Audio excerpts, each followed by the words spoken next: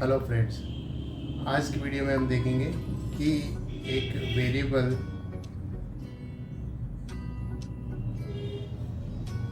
क्या होता है, एक एरे क्या होता है और एक स्ट्रक्चर क्या होता है ना। तीनों का आपस में लिंक है। सबसे पहले अगर हम वेरिएबल की बात करें तो हम कुछ इस तरह से डिफाइन करते हैं। मान लिया इंटीजर का कोई वेरिएबल लिया आपने, इंटीजर, एंड देन आपने लिखा x इक्वल्स टू 10। तो इंटरनली अंदर कंप्यूटर के अंदर क्या होने वाला है ये समझते हैं थोड़ा सा। यहाँ पे एक मेमोरी का ब्लॉक है, इसको बोलते हैं मेमोरी ब्लॉक। मान लिया इस वेरिएबल का नाम है हमारा x, इसके ऊपर जो वैल्यू हमने यहाँ पे असाइन करी 10 वो आप यहाँ लिख दीजिए, है ना। और यहाँ पे ये समझ लीजिए मेमोरी का ब्लॉक है पूरा इस तरीके से। तो यहाँ से सपोज एक मेमोरी एड्रेस स्टार्ट हो रहा है 101 है ना। तो 101 और 1001 एंड 1002। तो यहाँ इस ब्लॉक की जो लंबाई है वो है 2 बाइट्स। मैं लिख देता हूँ 2 बाइट्स। किसकी? इसकी लंबाई। क्यों? क्योंकि इंटीजर जो है स्टोर होने के लिए 2 बाइट स्टोर करता है, ठीक है। अब ये जो मेमोरी एड्रेस है, अगर अपन इसकी बात करें कि ये क्या है, ये है मेमोरी, हमारा मेमोरी एड्रेस, ठीक है। मेमोरी एड्रेस क्या होता है और इसको कैसे स्टोर कर सकते हैं, पॉइंटर वेरिएबल में हम समझ सकते हैं। आगे बढ़ते हैं एरे की तरफ। अगर एरे की बात करें तो एरे क्या होता है, एरे भी एक वेरिएबल ही होता है, लेकिन वो एक साथ मल्टीपल वैल्यू स्टोर कर सकता है। यहाँ पे हमारा वेरिएबल एक बार में एक वैल्यू स्टोर कर रहा है, नहीं कोई असाइन करोगे तो ये हट जाएगी, वो आ जाएगी। एरे के अंदर क्या होने वाला है, सपोज हम कोई एरे बनाएंगे तो हम लिखेंगे इंटीजर, उसके बाद आपको एक एरे का नाम सपोज एक्स ही रखना है और उसकी लेंथ डिफाइन करनी है। मैं यहाँ पे कर रहा हूँ 5 की लेंथ, ठीक है। इसका मतलब क्या है, और इसका मतलब ये है कि मैं भी आपको बताता हूँ। उससे पहले मान लिया इस पर कोई वैल्यू मैं असाइन करना चाहता हूँ, तो मैं हाथों हाथ इक्वल टू, जैसे यहाँ मैंने असाइन करी है तो मैं करली ब्रैकेट लगा के यहाँ पे कुछ वैल्यू दे देता हूँ। सपोज 10 20, मुझे कितनी वैल्यू देनी है, मैक्सिमम 5। तो 1 2 एंड 3 एंड मान लिया 50 पहले दे देता हूँ और बाद में दे देता हूँ मैं 40। उसके बाद आपको करली ब्रैकेट लगा के सेमीकोलन लगा देना, ये इसका सिंटैक्स है। तो अभी क्या होने वाला है, इसका जो स्ट्रक्चर बनने वाला, वेरिएबल का नाम तो एक सी है यहाँ पे जैसे कि था, लेकिन अब ये इतनी सारी वैल्यू कैसे स्टोर करेगा, इसको समझने के लिए आपको चलना थोड़ा इसके स्ट्रक्चर पे।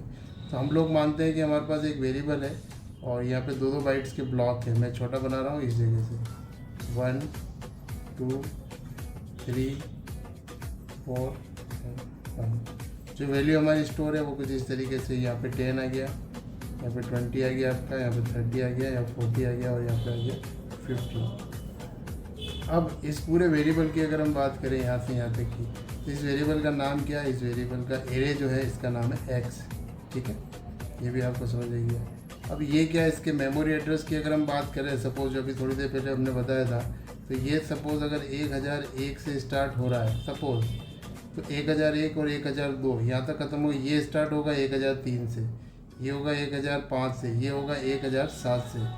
यहाँ अगर अपन मेमोरी एड्रेस की अगर बात करें तो 1007, अगर इसको हम एग्जांपल मान के चल रहे, क्योंकि 2 बाइट का एक ब्लॉक होता है। अगर हमारा कैरेक्टर एरे होता है, यहाँ पे कैरेक्टर लिखा होता है, तो ये 1 बाइट का ब्लॉक होता है। 1001 पे ये स्टोर हो जाता है, 1002 पे ये, 1003 पे ये, 1004 पे ये और 1005 पे ये। तो आएंगे इस पर आगे थोड़ी देर बाद। उससे पहले बढ़ते हैं हम स्ट्रक्चर की तरफ। तो आई थिंक ये हमें समझ में आया, और इसमें जो इम्पोर्टेंट चीज़ है वो भी रह गई है। अब जो ये वैल्यू स्टोर होने वाली है यहाँ पे 10 20 30 40 50, इसको किस तरह से एक्सेस करने वाले हैं और किस तरह से, मैं स्ट्रक्चर को थोड़ा नीचे बनाऊँगा, आ जाते हैं इसको थोड़ा समझते।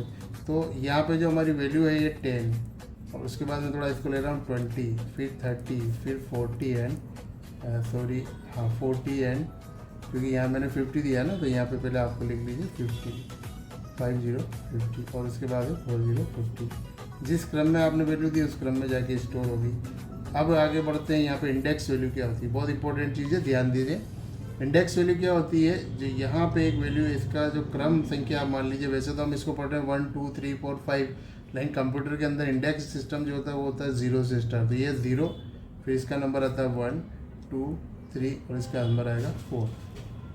अब मान लिया आपको कि ये स्टोर हो गई 0 वाली पोजीशन पे, इंडेक्स को बोलते हैं, पोजीशन बोलो इंडेक्स बोलो एक ही बात है। इसकी पोजीशन 0 है, इसकी पोजीशन 1 है। मान लिया आप इसको प्रिंट करवाना चाहेंगे तो किस तरीके से लिखेंगे, सिंपल 3 लैंग्वेज में लिख रहे हैं तो हम लोग लिखेंगे प्रिंट है। उसके बाद अगर आप /n देना चाहें, /t देना चाहें तो ऑप्शनल है, %d लिखना है। ठीक है, अब ध्यान से देखना। अब इस एरे का नाम हमारा है x, तो आपको x लिख देना है। अब इसके कौन सा एलिमेंट को आप प्रिंट कराना चाहते हो, मान लिया आप इसको प्रिंट कराना चाहते हो तो यहाँ आपको एक बड़ा कोष्टक लगाना है इस तरीके का, और उसके अंदर हमें लिखनी होती है इंडेक्स की नंबर। सपोज इसको 20 को प्रिंट करवाना है तो आपको यहाँ पे 1 डिफाइन लिखना है। ठीक है, अभी मैं मान लिया यहाँ पे 0 लिख देता हूँ, तो आप मुझे बताना कमेंट करके कि इसका आंसर क्या आने वाला है। तो आई होप एरे का स्ट्रक्चर भी आप लोगों को समझ में आ गया है। अब स्ट्रक्चर की बात करें, स्ट्रक्चर क्या होता है, स्ट्रक्चर को मैं थोड़ा सा याद ले लेता हूँ। स्ट्रक्चर STRUCTURE,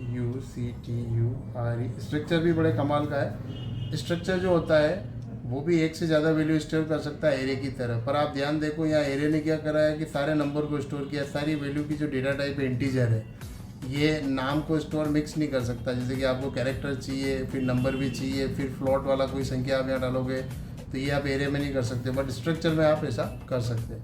तो स्ट्रक्चर की अगर बात करें तो स्ट्रक्चर को कैसे बनाते हैं, मैं एक छोटा सा स्ट्रक्चर आपको बना के बताता हूँ। स्ट्रक्चर क्या कर सकता है, मैं हिंदी में लिख सकता हूँ, यहाँ पे एक से ज़्यादा वैल्यू स्टोर करता है,